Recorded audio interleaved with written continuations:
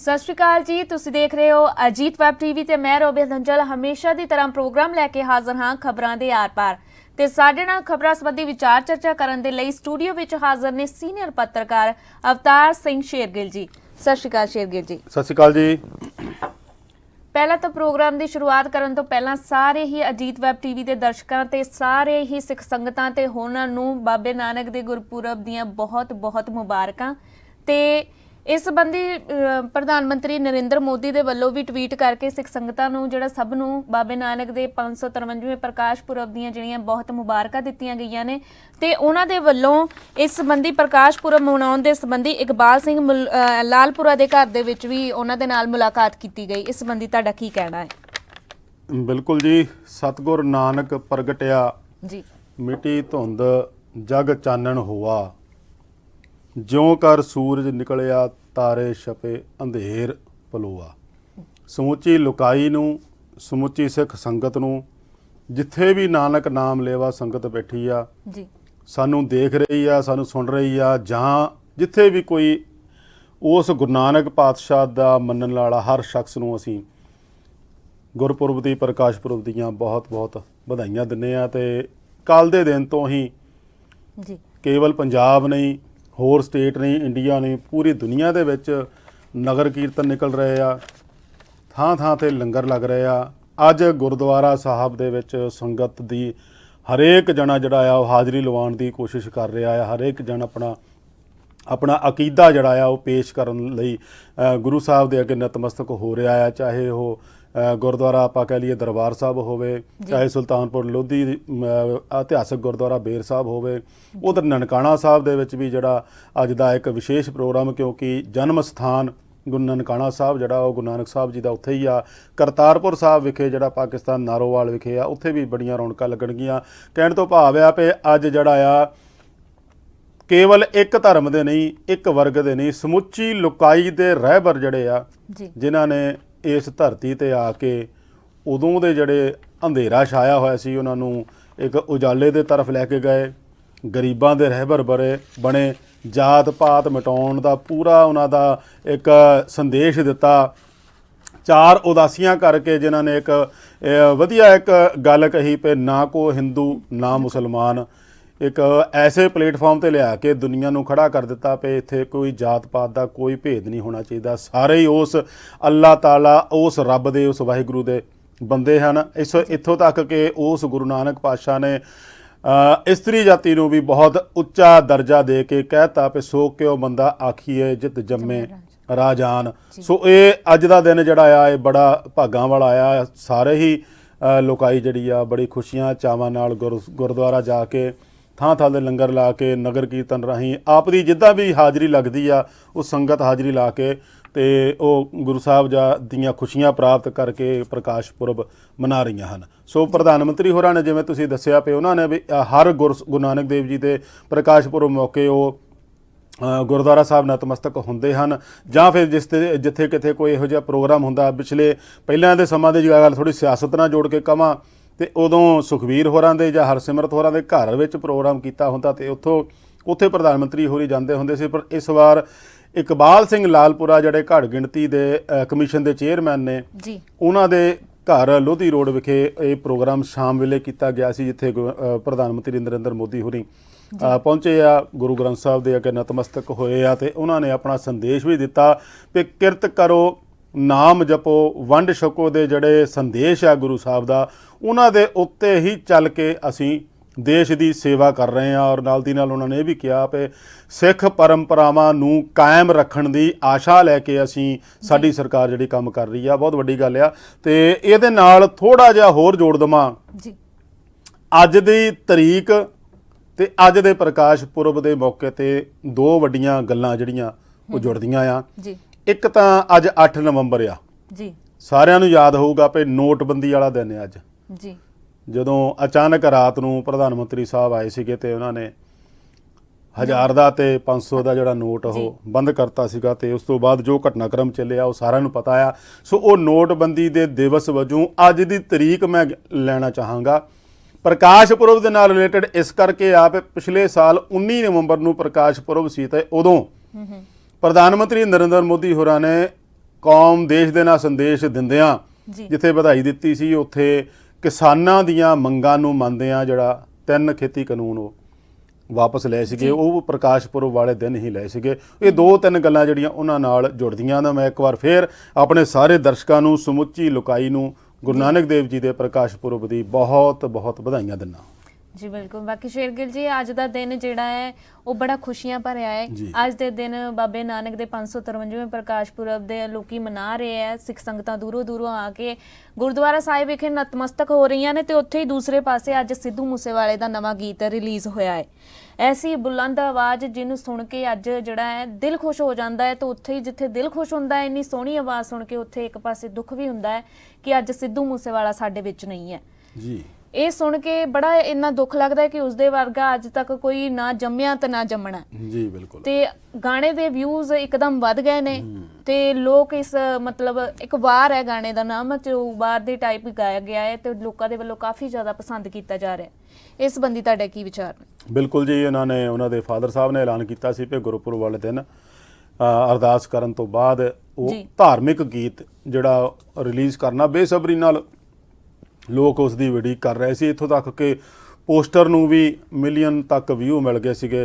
ਫਿਰ ਉਹਦਾ ਜਿਹੜਾ ਐਲਾਨ ਕੀਤਾ ਸੀ ਇੰਨੇ ਦਿਨ ਨੂੰ ਆਉਣਾ, ਉਹਨੂੰ ਵੀ ਵਿਊ ਮਿਲ ਗਏ ਸੀ। ਪਰ ਹੈਰਾਨੀ ਆ ਕਿ ਅੱਜ ਵੀ 6 ਮਹੀਨੇ ਤਕਰੀਬਨ ਹੋ ਚੱਲੇ ਆ ਸਿੱਧੂ ਮੂਸੇਵਾਲੇ ਨੂੰ ਇਸ ਦੁਨੀਆ ਤੋਂ ਜਾਣ ਤੋਂ, ਤੇ ਅੱਜ ਵੀ ਉਹਦੀ ਜਿਹੜੀ ਬੁਲੰਦ ਆਵਾਜ਼ ਉੱਦਾਂ ਹੀ ਜਿਉਂਦੀ ਆ, ਜਿਸ ਨੂੰ ਜਿਉਂਦਾ ਰੱਖਣ ਲਈ ਉਹਦੇ ਪਰਿਵਾਰ ਨੇ, ਉਹਦੇ ਮਾਤਾ ਪਿਤਾ ਨੇ ਕਿਹਾ ਸੀਗਾ ਕਿ ਮੈਂ 5 ਸਾਲ ਤੱਕ ਸਿੱਧੂ ਮੂਸੇਵਾਲੇ ਨੂੰ ਐਂ ਹੀ ਗਾਣਿਆਂ ਦੇ ਰੂਪ ਦੇ ਵਿੱਚ, ਗੀਤਾਂ ਦੇ ਰੂਪ ਦੇ ਵਿੱਚ ਜਿਉਂਦਾ ਰੱਖੂੰਗਾ। ਤੇ ਜਿਹੜਾ ਵਾਰ ਅੱਜ ਜਿਹੜਾ ਗਾਣਾ ਰਿਲੀਜ਼ ਹੋਇਆ, ਮੈਂ ਕਹਿੰਦਾ ਜੀ ਹੁਣ ਤੱਕ ਜੇ ਮੈਂ ਕਹਾਂ ਨਾ, ਮੇਰੇ ਬੋਲਦਿਆਂ ਹੀ ਉਹਦੇ ਵਿਊ ਲੱਖਾਂ ਤੱਕ ਵੱਧ ਜਾਣੇ ਆ, ਤੇ 1 ਘੰਟੇ ਦੇ ਵਿੱਚ ਹੀ ਉਹ 20 ਲੱਖ ਤੱਕ, 2 ਮਿਲੀਅਨ ਤੱਕ ਪਹੁੰਚ ਗਏ ਆ।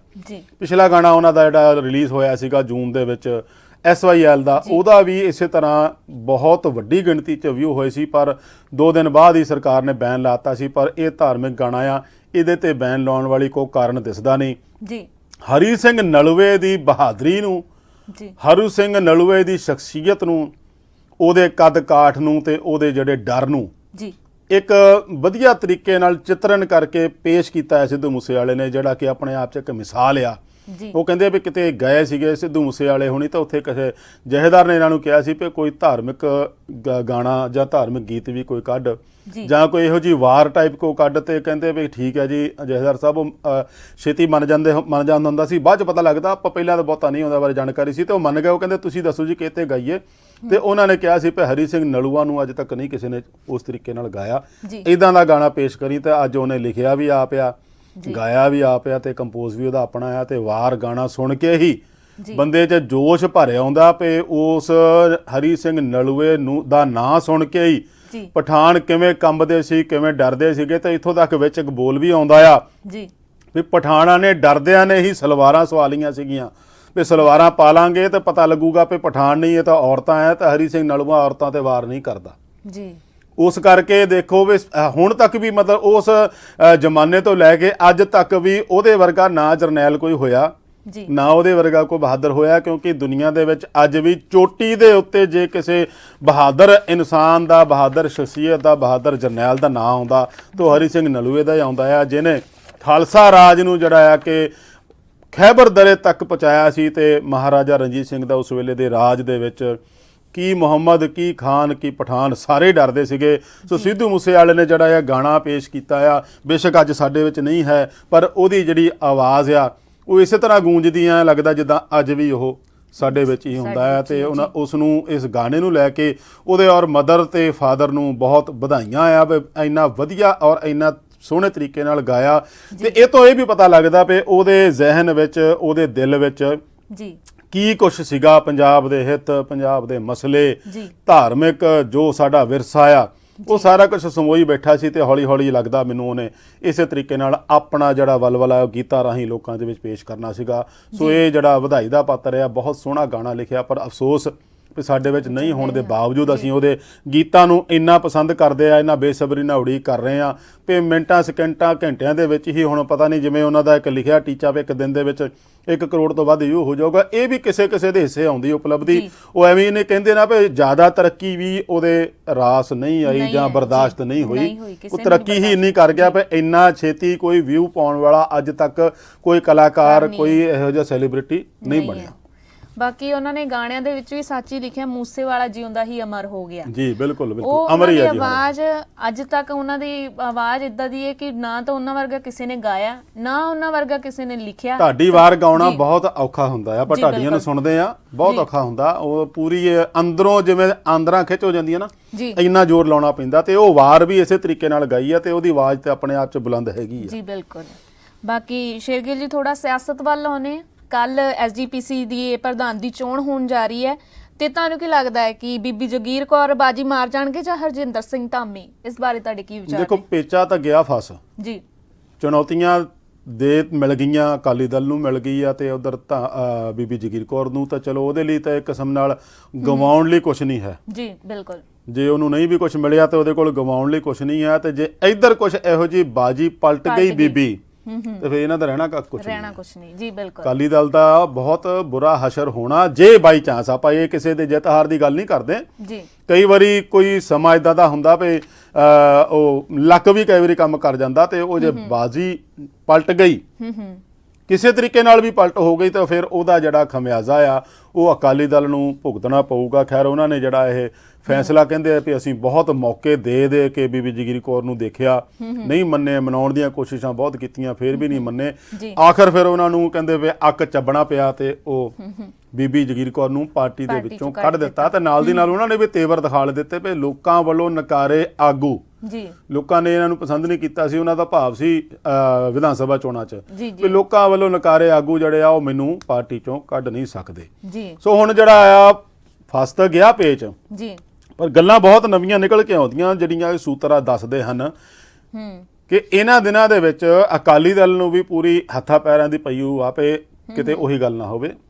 ਕੌਨਫੀਡੈਂਸ ਉਹਨਾਂ 'ਚ ਵੀ ਹੈ ਨਹੀਂ। ਇੱਥੋਂ ਤੱਕ ਸੁਣਿਆ ਗਿਆ, ਸੂਤਰ ਦੱਸਦੇ ਹਨ, ਕਨਫਰਮੇਸ਼ਨ ਨਹੀਂ ਮੈਂ ਕਹਿ ਸਕਦਾ, ਕਿ ਜਿਹੜੇ 11-12 ਸ਼੍ਰੋਮਣੀ ਕਮੇਟੀ ਦੇ ਮੈਂਬਰ ਵਿਦੇਸ਼ਾਂ 'ਚ ਬੈਠੇ ਹਨ ਉਹਨਾਂ ਨੂੰ ਵੀ ਅਕਾਲੀ ਦਲ ਵੱਲੋਂ ਟਿਕਟਾਂ ਦੀ ਆਫਰ ਕੀਤੀ ਜਾ ਰਹੀ ਹੈ ਵੀ ਟਿਕਟ ਵੀ ਅਸੀਂ ਦਿੰਨੇ ਆ, ਤੁਸੀਂ ਆ ਜਾਓ ਵੋਟ ਪਾਉਣ ਲਈ। ਮਤਲਬ ਇਸ ਕਦਰ ਹਾਲਤ ਹੋ ਗਈ ਆ। ਅਗਲੀ ਗੱਲ ਵੀ ਜਿਹੜੀ ਮਿਲੀ ਆ ਉਹ ਵੀ ਸੂਤਰਾਂ ਤੋਂ ਹੀ ਮਿਲੀ ਆ। ਫਿਰ ਮੈਂ ਕਹਾਂਗਾ ਵੀ ਕਨਫਰਮ ਮੈਂ ਨਹੀਂ ਕਰਦਾ, ਦਾਅਵੇ ਤੇ ਚਰਚਾ ਇਦਾਂ ਦੀਆਂ ਬਹੁਤ ਚੱਲਦੀਆਂ। ਕਹਿੰਦੇ ਵੀ ਜਿੰਨੇ 1 ਸਾਲ ਪਹਿਲਾਂ ਦੇ ਵਿੱਚ ਕੋਈ ਨਿਯੁਕਤੀਆਂ ਨਹੀਂ ਹੁੰਦੀਆਂ ਹੋਈਆਂ ਜਿੰਨੀਆਂ ਕਿ ਹੁਣ ਸ਼੍ਰੋਮਣੀ ਕਮੇਟੀ ਦੇ ਵਿੱਚ ਨਿਯੁਕਤੀਆਂ ਕਰਤੀਆਂ, ਹਰੇਕ ਮੈਂਬਰ ਨੂੰ ਕਹਿਤਾ ਵੀ ਲੈ ਆ ਵੀ ਜਿਹਨੂੰ ਲਿਆਉਣਾ ਤੂੰ ਨਿਯੁਕਤੀ ਕਰ ਲਾ। ਸੋ ਇਹ ਤੋਂ ਪਤਾ ਲੱਗਦਾ ਕਿ ਅਕਾਲੀ ਦਲ ਦੇ ਵਿੱਚ ਵੀ ਖਲਬਲੀ ਮਚੀ ਹੋਈ ਆ। ਖੈਰ ਜਦੋਂ ਕੋਈ ਇਸ ਤਰੀਕੇ ਨਾਲ ਬੰਦਾ ਉੱਠਦਾ ਹੈ ਜਾਂ ਉਂਝ ਹੀ ਇਹਨਾਂ ਦਾ ਆਪਣੇ ਵਿੱਚੋਂ ਹੀ ਟੱਕਰ ਦੇਣ ਵਾਲਾ ਉੱਠ ਜਾਂਦਾ ਤਾਂ ਫਿਰ ਉੱਥੇ ਕੁਛ ਨਾ ਕੁਛ ਤਾਂ ਫਰਕ ਪੈਂਦਾ ਆ। ਤੇ ਅਕਾਲੀ ਦਲ ਨੂੰ ਵੀ ਇਸੇ ਕਰਕੇ ਫਰਕ ਪਿਆ ਕਿ ਕਿਤੇ ਬੀਬੀ ਬਾਜੀ ਨਾ ਮਾਰ ਜਾਏ। ਪਰ ਗਿਣਤੀਆਂ ਮਿਣਤੀਆਂ ਦੇ ਹਿਸਾਬ ਨਾਲ ਦੇਖੀਏ ਤਾਂ ਫਿਰ ਉਹਨਾਂ ਨੂੰ ਇਹ ਲੱਗਦਾ ਵੀ ਨਹੀਂ 75 ਬੰਦੇ ਚਾਹੀਦੇ ਆ ਇਹਨਾਂ ਦੇ, ਇੰਨੇ ਕੁ ਤਾਂ ਸਾਡੇ ਹੋ ਵੀ ਜਾਣੇ ਆ। ਤੇ ਪਰ ਰਾਬਤਾ ਦੋਹਾਂ ਵੱਲੋਂ ਹਰੇਕ ਸ਼੍ਰੋਮਣੀ ਕਮੇਟੀ ਮੈਂਬਰਾਂ ਤੱਕ ਪਹੁੰਚ ਕੀਤੇ ਜਾਣਾ। ਮੈਂ ਕਹਿੰਦਾ ਚੋਣਾਂ ਦੇ ਨੇੜੇ ਆ ਕੇ ਜਿਵੇਂ ਵੋਟਰਾਂ ਦਾ ਮੁੱਲ ਪੈਂਦਾ ਨਾ, ਏਦਾਂ ਸ਼੍ਰੋਮਣੀ ਕਮੇਟੀ ਨੂੰ ਇਸ ਵਾਰ ਪ੍ਰਧਾਨਗੀ ਦੀ ਚੋਣ ਵਾਸਤੇ ਸ਼੍ਰੋਮਣੀ ਕਮੇਟੀ ਮੈਂਬਰਾਂ ਦਾ ਮੁੱਲ ਪਾਇਆ ਜਾਣ ਲੱਗ ਪਿਆ ਆ ਵੀ ਉਹਨਾਂ ਤੱਕ ਪਹੁੰਚ ਹੋ ਰਹੀ ਆ। ਉਧਰ ਬੀਜੇਪੀ ਵਾਲੇ ਵੀ ਦਖਲ ਦੇਣ ਦੀ ਗੱਲ ਕਰ ਰਹੇ ਆ ਵੀ ਉਹਨਾਂ ਦੀ ਸਟਿੰਗ ਕਰਤਾ ਜੀ। ਉਹ ਚਰਚਾ ਹੋ ਰਹੀ ਆ ਵੀ ਮੈਂ ਉਹਨਾਂ ਨੂੰ ਮਿਲਾਉਂਗਾ, ਦੱਸੋ ਜੀ ਹੋਰ ਕਿੰਨੇ ਬੰਦੇ ਆਉਣਗੇ। ਖਿੱਚਣ ਦੀ ਕੋਸ਼ਿਸ਼ ਕੀਤੀ ਜਾ ਰਹੀ ਆ, ਲਾਲਚ ਦੇਣ ਦੀ ਕੋਸ਼ਿਸ਼ ਕੀਤੀ ਜਾ ਰਹੀ ਆ, ਧਮਕਾਇਆ ਜਾ ਰਿਹਾ ਆ। ਸੋ ਇਹ ਸਾਰਾ ਕੁਛ ਜੋ ਕੁਛ ਆਪਾਂ ਵਿਧਾਨ ਸਭਾ ਚੋਣਾਂ 'ਚ ਦੇਖਦੇ ਆ ਉਹ ਅੱਜ ਸ਼੍ਰੋਮਣੀ ਕਮੇਟੀ ਦੇ ਪ੍ਰਧਾਨ ਤੇ ਅਹੁਦੇਦਾਰਾਂ ਦੀ ਚੋਣ ਵਿੱਚ ਹੋ ਰਿਹਾ, ਜਿਹੜਾ ਕਿ ਬਹੁਤ ਹੀ ਨਿਰਾਸ਼ਾ ਵਾਲਾ ਹੈ। ਇਦਾਂ ਹੋਣਾ ਨਹੀਂ ਚਾਹੀਦਾ। ਧਾਰਮਿਕ ਸੰਸਥਾ ਦੇ ਵਿੱਚ ਐ ਹੋ ਜਾਏ। ਤੇ ਅਗਲੀ ਵਾਰ ਗੱਲ ਇਹ ਵੀ ਆ, ਮੰਨ ਲਓ ਜਿਵੇਂ ਬੀਤੇ ਦਿਨ ਪ੍ਰੈਸ ਕਾਨਫਰੰਸ ਦੇ ਵਿੱਚ ਮਲੂਕਾ ਸਾਹਿਬ ਨੇ, ਵਲਟੋਆ ਸਾਹਿਬ ਨੇ ਕਿਹਾ ਸੀਗਾ ਕਿ ਅਸੀਂ ਬੀਬੀ ਜਗੀਰ ਕੌਰ ਨੂੰ ਮਨਾਇਆ ਬਹੁਤ। ਸੁਖਵੀਰ ਹੋਰਾਂ ਨੇ ਵੀ ਬੀਬੀ ਜਗੀਰ ਕੌਰ ਨੂੰ ਕਿਹਾ ਵੀ ਤੁਸੀਂ ਚੋਣ ਮੈਦਾਨ ਚੋਂ ਹਟ ਜਾਓ। ਤੇ ਮਲੂਕਾ ਸਾਹਿਬ ਤਾਂ ਸੁਰਜੀਤ ਸਿੰਘ ਰਖੜਾ ਸਾਹਿਬ ਹੋਣਾ ਨੇ ਤਾਂ ਜਾ ਕੇ ਇੱਥੋਂ ਤੱਕ ਕਹਿਤਾ ਸੀ ਵੀ ਇਸ ਵਾਰ ਰਹਿਣ ਦਿਓ, ਅਗਲੀ ਵਾਰ ਤੁਹਾਨੂੰ ਬਣਾ ਦੇਾਂਗੇ। ਪਰ ਸਵਾਲ ਇੱਥੇ ਹੁੰਦਾ ਵੀ ਇਸ ਵਾਰ ਕਿਉਂ ਰਹਿਣ ਦਿਓ, ਇਹ ਨਹੀਂ ਸਮਝ ਲੱਗੀ। ਜੇ ਬੀਬੀ ਨੂੰ ਇਹਨਾਂ ਨੇ ਨਾ ਕੀਤੀ ਆ ਤੇ ਉਹ ਸਮਝ ਨਹੀਂ ਲੱਗੀ। ਜੇ ਬੀਬੀ ਨੂੰ ਆਪਣੇ ਤੌਰ ਤੇ ਆਫੀਸ਼ੀਅਲੀ ਬਣਾ ਵੀ ਦਿੰਦੇ ਤੇ ਫਿਰ ਕੋਈ ਲੱਗਦਾ ਨਹੀਂ ਸੀ ਵੀ ਇਹੋ ਜਿਹੀ ਕੋਈ ਟੱਕਰ ਵਾਲੀ ਗੱਲ ਬਣਦੀ। ਜੀ, ਠੀਕ ਹੈ, ਧਾਮੀ ਹੋਣਾ ਨੂੰ ਛੱਡ ਨਹੀਂ ਸਕਦੇ। ਉਹਨਾਂ ਇੱਕ ਤਾਂ ਉਹ ਸਾਫ਼ ਨੀਅਤ ਵਾਲੇ, ਬੇਦਾਗ ਤੇ ਕਾਫੀ ਹਰਮਨ ਪਿਆਰੇ ਵੀ ਹੋ ਗਏ 1 ਸਾਲ ਦੇ ਵਿੱਚ, ਮੈਂਬਰਾਂ ਦੇ ਵਿੱਚ ਵੀ, ਮੁਲਾਜ਼ਮਾਂ ਦੇ ਵਿੱਚ ਵੀ। ਤੇ ਉਹਨਾਂ ਦੀ ਸ਼ਖਸੀਅਤ ਜਿਹੜੀ ਬੜੀ ਵਧੀਆ ਉੱਭਰ ਕੇ ਸਾਹਮਣੇ ਆਈ ਆ। ਇਹ ਵੱਖਰੀ ਗੱਲ ਆ ਵੀ ਉਹਨਾਂ ਨੇ ਇਹਨਾਂ ਦੇ ਜਿੰਨੇ ਕੇਸ ਵਗੈਰਾ ਲੜਨੇ, ਐਡਵੋਕੇਟ ਹੋਣ ਦੇ ਨਾਤੇ ਉਹ ਉਹਨਾਂ ਦਾ ਇੱਕ ਵੱਖਰਾ ਜਿਹੜਾ ਪੈਰਵਾਈ ਵੀ ਉਹੀ ਕਰਦੇ ਆ। ਪਰ ਜਦੋਂ ਇਹ ਗੱਲ ਉੱਠੀ ਸੀਗੀ ਤੇ ਉਦੋਂ ਵੀ ਬੀਬੀ ਜਗੀਰ ਕੌਰ ਹੋਰਾਂ ਨੂੰ ਕਿਸੇ ਗੱਲ ਤੋਂ ਲੈ ਕੇ ਹੀ ਉਹਨਾਂ ਨੇ ਮੂਹਰੇ ਮੈਦਾਨ 'ਚ ਆਏ ਹੋਣੇ ਆ ਵੀ ਮੈਂ ਚੋਣ ਲੜਨੀ ਆ ਜੀ। ਤੇ ਜੇ ਆਪਾਂ ਧਾਮੀ ਸਾਹਿਬ ਤਾਂ ਆਪਣੇ ਸੀਗੇ ਹੀ, ਮੈਂ ਵੈਸੇ ਆਪਣੀ ਰਾਏ ਦੱਸਦਾ, ਅਕਾਲੀ ਦਲ ਨੇ ਕੀ ਸੋਚਣਾ ਮੈਨੂੰ ਨਹੀਂ ਪਤਾ ਇਸ ਗੱਲ ਦਾ, ਵੀ ਜੇ ਧਾਮੀ ਸਾਹਿਬ ਸੀਗੇ ਹੀ ਆਪਣੇ ਤੇ ਬੀਬੀ ਜਗੀਰ ਕੌਰ ਹੋਰਾਂ ਨੂੰ ਇਹ ਮੌਕਾ ਦੇ ਦਿੱਤਾ ਜਾਂਦਾ ਤਾਂ ਮੈਨੂੰ ਲੱਗਦਾ ਵੀ ਇਹ ਜਿਹੜਾ ਆਹ ਟਸਲਬਾਜੀ ਆ ਜਿਹੜੀ ਇਹ ਟਕਰਾਅਬਾਜੀ ਤੋਂ ਬਚਿਆ ਜਾ ਸਕਦਾ ਸੀਗਾ। ਖੈਰ ਜੇ ਅਕਾਲੀ ਦਲ ਨੇ ਮੰਨ ਲਿਆ ਸੀ ਵੀ ਅਸੀਂ ਬੀਬੀ ਨੂੰ ਬਣਾਉਣਾ ਹੀ ਨਹੀਂ ਜੀ, ਤਾਂ ਫਿਰ ਜਿੰਨਾ ਚਿਰ ਐਲਾਨ ਹੀ ਨਹੀਂ ਸੀ ਕੀਤਾ ਅਜੇ ਕੋਈ ਉਮੀਦਵਾਰ ਦਾ ਤੇ ਉਸ ਤੋਂ ਪਹਿਲਾਂ ਹੀ ਸਸਪੈਂਡ ਕਰ ਦਿੱਤਾ। ਫਿਰ ਬੀਬੀ ਦਾ ਵੀ ਐਲਾਨ ਹੋਣ ਤੋਂ ਬਾਅਦ ਤੁਸੀਂ ਉਹਨੂੰ ਪਾਰਟੀ ਚੋਂ ਕੱਢਤਾ। ਜੇ ਪਾਰਟੀ ਚੋਂ ਵੀ ਕੱਢਣਾ 2 ਦਿਨ ਪਹਿਲਾਂ, ਜੇ 2 ਦਿਨ ਵੇਟ ਵੀ ਕਰ ਲੈਂਦੇ ਤਾਂ ਤੁਹਾਡੇ ਆਪਣੇ ਸ਼੍ਰੋਮਣੀ ਕਮੇਟੀ ਮੈਂਬਰਾਂ ਤੇ ਇੰਨਾ ਯਕੀਨ ਹੈ ਨਹੀਂ ਸੀ ਕਿ ਉਹ ਅਕਾਲੀ ਦਲ ਦੇ ਨਾਲ ਖੜਨਗੇ। ਅਗਲੀ ਗੱਲ ਜਿਹੜੀ ਬੀਬੀ ਵੱਲੋਂ ਆਉਂਦੀ ਆ ਤੇ ਕੋਈ ਵੀ ਬੰਦਾ ਪਾਰਟੀ ਤੋਂ ਬਾਹਰ ਆ, ਜਿੰਨੇ ਵੀ ਗਏ ਆ ਉਹ ਸਾਰੇ ਫੇਲ ਹੋ ਗਏ ਆ, ਨਾਕਾਮ ਹੋ ਗਏ ਆ। ਫਿਰ ਚਾਹੇ ਉਹ ਢੀਂਡਸਾ ਸਾਹਿਬ ਨੂੰ ਦੇਖ ਲਓ, ਚਾਹੇ ਸੇਖਵਾਂ ਸਾਹਿਬ ਨੂੰ ਦੇਖ ਲਓ, ਚਾਹੇ ਬ੍ਰਹਮਪੁਰਾ ਹੋਰੀ ਵਾਪਸ ਵੀ ਆ ਗਏ ਆ। ਸੋ ਪਾਰਟੀ ਦੇ ਨਾਲ ਹੀ ਬੰਦਾ ਵੱਡਾ ਹੁੰਦਾ ਆ। ਬੀਬੀ ਜਗੀਰ ਕੌਰ ਹੋਰਾਂ ਨੂੰ ਵੀ ਮੈਨੂੰ ਲੱਗਦਾ ਵੀ ਸਪੋਰਟ ਚੰਗੀ ਤਕੜੀ ਹੋਣੀ ਹੈ ਜਿਹੜੀ ਕਿ ਉਹਨਾਂ ਨੇ ਇੱਥੋਂ ਤੱਕ ਬਗਾਵਤ ਸਿੱਧੀ ਕਰਤੀ ਕਿ ਮੈਂ ਨਹੀਂ ਹੁਣ ਪਿੱਛੇ ਹਟਦੀ। ਪਰ ਫਿਰ ਮੈਂ ਇੱਕ ਵਾਰ ਕਹਾਂਗਾ ਕਿ ਪਾਰਟੀ ਦੇ ਨਾਲ ਹੀ ਬੰਦਾ ਵੱਡਾ ਹੁੰਦਾ ਆ। ਜੇ ਹੁਣ ਕਾਂਗਰਸ ਦੇ ਵਿੱਚੋਂ ਬੀਜੇਪੀ ਕੋਲ ਚਲ ਗਏ ਆ ਕਈ ਬੰਦੇ ਜਿਹੜੇ, ਤੇ ਉੱਥੇ ਉਹਨਾਂ ਦੀ ਪੁੱਛ ਪ੍ਰਤੀਤ ਭਾਵਾਂ ਨਹੀਂ ਹੈਗੀ, ਪਰ ਉਹਨਾਂ ਨੂੰ ਇਹ ਲੱਗਦਾ ਵੀ ਸੈਂਟਰ ਵਿੱਚ ਸਾਡੀ ਪਾਵਰ ਤਾਂ ਹੈਗੀ, ਇਸ ਕਰਕੇ ਉਹ ਉਹਨਾਂ ਦਾ ਮੁੜਨਾ ਵਾਪਸ ਮੁਨਾਸਬ ਨਹੀਂ ਲੱਗ ਰਿਹਾ। ਪਰ ਜੇ ਅਕਾਲੀ ਦਲ ਦੀ ਖੇਤਰੀ ਪਾਰਟੀਆਂ ਦੀ ਗੱਲ ਕਰੀਏ ਜਾਂ ਛੋਟੀਆਂ ਪਾਰਟੀਆਂ ਦੀ, ਤਾਂ ਫਿਰ ਉੱਥੇ ਇੱਕ ਵਫਾਦਾਰੀ ਨਾਂ ਦੀ ਵੀ ਕੋਈ ਚੀਜ਼ ਹੁੰਦੀ ਹੈ। ਜੇ ਵਫਾਦਾਰੀ ਹੈ ਨਹੀਂ ਤੁਹਾਡੀ ਆਪਣੇ ਪਾਰਟੀ ਪ੍ਰਤੀ, ਹੈ ਨਹੀਂ ਤੇ ਲੋਕਾਂ ਪ੍ਰਤੀ ਕੀ ਹੋਊਗੀ। ਦੂਸਰੀ ਗੱਲ, ਜਿਹੜਾ ਮੈਨੀਫੈਸਟੋ ਬੀਬੀ ਜਗੀਰ ਕੌਰ ਨੇ ਜਾਰੀ ਕੀਤਾ, ਜੋ ਗੱਲਾਂ ਉਹਨਾਂ ਨੇ ਕਹੀਆਂ, ਤੇ ਉੱਥੇ ਸਵਾਲ ਇਹ ਵੀ ਉਹਨਾਂ ਦੇ ਉਠਾਏ ਜਾਂਦੇ ਆ ਵੀ ਜਦੋਂ ਉਹਨਾਂ ਨੂੰ ਅਕਾਲ ਤਖਤ ਵੱਲੋਂ, ਜਿਵੇਂ ਵਿਰਸਾ ਸਿੰਘ ਵਲਟੋਆ ਹੋਰਾਂ ਨੇ ਦੱਸਿਆ, ਵੀ ਛੇਕ ਦਿੱਤਾ ਗਿਆ ਸੀ, ਤੇ ਉਹਨਾਂ ਨੇ ਉਸ ਅਕਾਲ ਤਖਤ ਦੀ ਮੰਨਿਆ ਕਿਉਂ ਨਹੀਂ, ਹੁਕਮ ਕਿਉਂ ਨਹੀਂ ਮੰਨਿਆ? ਉਹ ਪੇਸ਼ ਵੀ ਨਹੀਂ ਸੀ ਹੁੰਦੇ। ਵਿਰਸਾ ਸਿੰਘ ਵਲਟੋਏ ਦੀ ਮੈਂ ਜ਼ਬਾਨੀ ਦੱਸ ਰਿਹਾ ਵੀ ਅਕਾਲ ਤਖਤ ਵੱਲੋਂ ਪੇਸ਼ ਹੋਣ ਦੇ ਹੁਕਮ ਦੇ ਬਾਵਜੂਦ ਬੀਬੀ ਜਗੀਰ ਕੌਰ ਪੇਸ਼ ਨਹੀਂ ਸੀ ਹੋ ਰਹੇ। ਬਾਦਲ ਹੋਰਾਂ ਨੇ ਬਹੁਤ ਜ਼ੋਰ ਲਾਇਆ ਸੀਗਾ, ਫਿਰ ਵੀ ਨਹੀਂ ਸੀ ਪੇਸ਼ ਹੋਏ। ਤੇ ਇੱਕ ਗੱਲ ਇਹਨਾਂ ਦੇ ਹੋਰ ਵੀ ਜੁੜਿਆ ਸੀ ਵੀ ਇਹਨਾਂ ਨੇ ਰਾਹ ਜਾਂਦੇ ਗਿਆਨੀ ਪੂਰਨ ਸਿੰਘ ਹੋਰਾਂ ਨੂੰ ਮੱਧ ਪ੍ਰਦੇਸ਼ ਜਾਂਦਿਆਂ ਹੀ ਉਹਨਾਂ ਨੂੰ ਫਾਰਗ ਕਰਕੇ ਗੱਦੀਆਂ ਲਾ ਕੇ ਉਹ ਪਰੇ ਲਾਂਭੇ ਕਰਤਾ ਸੀਗਾ। ਉਹ ਇੱਕ ਕਰੜੇ ਸੁਭਾਅ ਵਾਲੇ ਜ਼ਰੂਰ ਹੈਗੇ ਆ, ਸੁਧਾਰਾਂ ਨੂੰ ਜ਼ਬਰਦਸਤੀ ਲਾਗੂ ਕਰਨ ਵਾਲੇ ਵੀ ਹੈਗੇ ਆ ਵੀ ਮੈਂ ਕਰਕੇ ਛੱਡੂਗੀ ਜੋ ਹੈਗਾ। ਸੋ ਉਸ ਗੱਲ ਨੂੰ ਲੈ ਕੇ ਵੀ ਇਹਨਾਂ ਦੇ ਤੇਵਰ ਜਿਹੜੇ ਦੱਸਦੇ ਸੀਗੇ, ਤੇ ਜੇ ਇੰਨੀਆਂ ਗੱਲਾਂ ਬੀਬੀ ਦੀਆਂ ਅਕਾਲੀ ਦਲ ਨੂੰ ਪਤਾ ਸੀ ਤੇ ਫਿਰ ਇਸ ਟਸਲਬਾਜੀ ਤੋਂ ਬਚਣ ਲਈ ਆਪਾਂ ਉਹਨੂੰ ਉਮੀਦਵਾਰ ਐਲਾਨ ਦਿੰਦੇ ਤਾਂ ਹੋ ਸਕਦਾ ਆ ਜਿਹੜਾ ਟਕਰਾਅ ਆ, ਜਿਹੜਾ ਕਿ ਸਿੱਖ ਕੌਮ ਦੇ ਵਿੱਚ ਸ਼੍ਰੋਮਣੀ ਕਮੇਟੀ ਦੇ ਵਿੱਚ ਦੁਬਿਧਾ ਵਾਲੀ ਸਥਿਤੀ ਪੈਦਾ ਹੋਈ ਆ, ਇਹ ਸ਼ਾਇਦ ਨਾ ਹੁੰਦੀ। ਜੀ ਬਿਲਕੁਲ, ਜਿਵੇਂ ਕਿ ਸ਼ੇਰਗਿੱਲ ਜੀ ਮੈਂ ਪਹਿਲਾਂ ਹੀ ਕਿਹਾ ਹੈ ਕਿ ਪਾਰਟੀ ਦੇ ਵਿੱਚੋਂ ਬੀਬੀ ਜਗੀਰ ਕੌਰ ਨੂੰ ਕੱਢ ਦਿੱਤਾ ਗਿਆ। ਉਸ ਤੋਂ ਬਾਅਦ ਵਿੱਚ ਬੀਬੀ ਜਗੀਰ ਕੌਰ ਨੇ ਤਿੱਖੇ ਤੇਰ ਆਪਣੇ ਕਾਇਮ ਜਿਹੜੇ ਰੱਖੇ, ਤਾਂ ਉਸ ਤੋਂ ਬਾਅਦ ਵਿੱਚ ਉਹਨਾਂ ਨੇ ਕਿਹਾ ਲੋਕਾਂ ਵੱਲੋਂ ਕੱਢੀ ਗਈ ਪਾਰਟੀ ਮੈਨੂੰ ਕੀ ਕੱਢੇਗੀ। ਉਸ ਦੇ ਨਾਲ ਹੀ ਉਹਨਾਂ ਨੇ ਇਹ ਵੀ ਕਿਹਾ ਕਿ ਜਿਹੜੀ ਸ਼੍ਰੋਮਣੀ ਕਮੇਟੀ ਆ ਉਹ ਕਿਸੇ ਇੱਕ ਵਿਅਕਤੀ ਦੀ ਜਗੀਰ ਨਹੀਂ ਹੈਗੀ ਜੀ। ਇਸ ਦੇ ਬਾਰੇ ਤੁਹਾਡੇ ਕੀ ਵਿਚਾਰ? ਬਿਲਕੁਲ ਜੀ, ਉਹ ਕਹਿੰਦੇ ਆਏ ਆ ਵੀ ਮੈਨੂੰ ਇੱਕ ਜਣਾ ਨਹੀਂ ਕੱਢ ਸਕਦਾ। ਉਹਨਾਂ ਨੇ ਕਿਹਾ ਵੀ ਪਾਰਟੀ ਦਾ ਢਾਂਚਾ ਪੂਰਾ ਭੰਗ ਹੋ ਗਿਆ ਸੀਗਾ, ਤੇ ਉਸ ਤੋਂ ਬਾਅਦ ਮੈਨੂੰ ਇਹ ਕੱਢਣ ਵਾਲੇ ਕੌਣ ਹੁੰਦੇ ਆ, ਵਰਕਿੰਗ ਕਮੇਟੀ ਹੈ ਨਹੀਂ, ਫਲਾਨਾ ਫਲਾਨਾ। ਉਹਦਾ ਜਵਾਬ ਉਹਨਾਂ ਨੇ ਦਿੱਤਾ ਵੀ ਵਰਕਿੰਗ ਕਮੇਟੀ ਰਹਿੰਦੀ ਆ। ਮਲੂਕਾ ਸਾਹਿਬ ਕਹਿੰਦੇ ਆ ਵੀ ਪਾਰਟੀ ਦਾ ਢਾਂਚਾ ਬੇਸ਼ੱਕ ਭੰਗ ਹੋ ਜਾਏ, ਵਰਕਿੰਗ ਕਮੇਟੀ ਕਾਇਮ ਰਹਿੰਦੀ ਆ, ਡੈਲੀਗੇਟ ਕਾਇਮ ਰਹਿੰਦੇ ਆ, ਤੇ ਉਹ ਜਦੋਂ ਮਰਜ਼ੀ ਫੈਸਲੇ ਲੈ ਸਕਦੇ। ਪਰ ਇੱਕ ਚਰਚਾ ਹੋਰ ਵੀ ਆ ਜਿਹੜੀ ਕੱਲ ਦੀ ਚੱਲੀ ਹੋਈ ਆ। ਜੀ ਜੀ ਬਿਲਕੁਲ।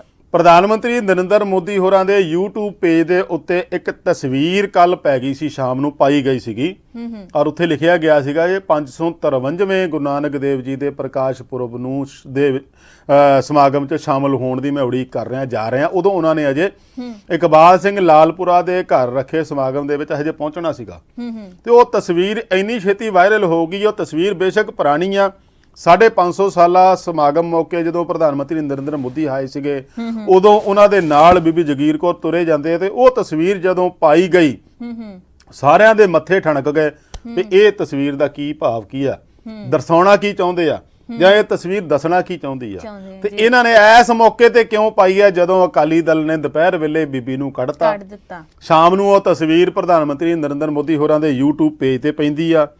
ਅਗਲੇ ਦਿਨ 2 ਦਿਨ ਬਾਅਦ ਚੋਣਾਂ ਹੁੰਦੀਆਂ ਆ। ਇਹ ਸਾਰਾ ਕੁਝ ਜਿਹੜਾ ਆ ਨਾਲ ਦੀ ਨਾਲ ਘਟਨਾਕ੍ਰਮ ਤੇਜ਼ੀ ਨਾਲ ਬਦਲ ਰਿਹਾ। ਬੇਸ਼ੱਕ ਬੀਬੀ ਇਸ ਗੱਲ ਨੂੰ ਲੈ ਕੇ ਨਾ ਨੁਕਰੀ ਕਰ ਰਹੀ ਆ ਪਰ ਨਹੀਂ ਕੋਈ ਮੇਰਾ ਸਮਰਥਨ ਨਹੀਂ, ਬੀਜੇਪੀ ਆਣਾ ਦਾ ਕੋਈ ਗੱਲ ਨਹੀਂ, ਬੀਜੇਪੀ ਅਕਾਲੀ ਦਲ ਦੇ ਨਾਲ ਸੀਗੀ, ਪਰ ਉਹ ਤਸਵੀਰ ਬਹੁਤ ਕੁਝ ਕਹਿੰਦੀ ਆ ਜੀ ਬਿਲਕੁਲ, ਔਰ ਬਹੁਤ ਕੁਝ ਕਹਿ ਵੀ ਗਈ ਆ। ਉਹਦੇ ਜਿਹੜੇ ਕਿਆਸ ਆ, ਉਹਦੀਆਂ ਜਿਹੜੀਆਂ ਦੰਦ ਕਥਾਵਾਂ ਆ, ਉਹ ਸ਼ਾਮ ਨੂੰ ਸ਼ੁਰੂ ਹੋ ਗਈਆਂ ਸੀਗੀਆਂ ਵੀ ਆਖਰ ਇਹ ਤਸਵੀਰ ਪਾਉਣ ਦਾ ਮਤਲਬ ਕੀ ਸੀਗਾ। ਤੇ ਇਸ ਤਸਵੀਰ ਨੂੰ ਪਾ ਕੇ ਜਾਂ ਤਾਂ ਪ੍ਰਧਾਨ ਮੰਤਰੀ ਹੋਰਾਂ ਦੇ ਦਫ਼ਤਰ ਵੱਲੋਂ ਪਾਈ ਗਈ ਆ, ਜਾਂ ਉਹਨਾਂ ਦੇ ਹੈਂਡਲ ਕਰਨ ਵਾਲੇ ਸੋਸ਼ਲ ਮੀਡੀਆ ਵਾਲੇ ਪਾਈ ਗਈ ਆ, ਜਾਂ ਬੀਬੀ ਜਗੀਰ ਕੌਰ ਨੂੰ ਪੁੱਛ ਕੇ ਪਾਈ ਗਈ ਆ ਵੀ ਤੁਹਾਡੀ ਤਸਵੀਰ ਅਸੀਂ ਨਾਲ ਇਦਾਂ ਪਾ ਰਹੇ ਆ।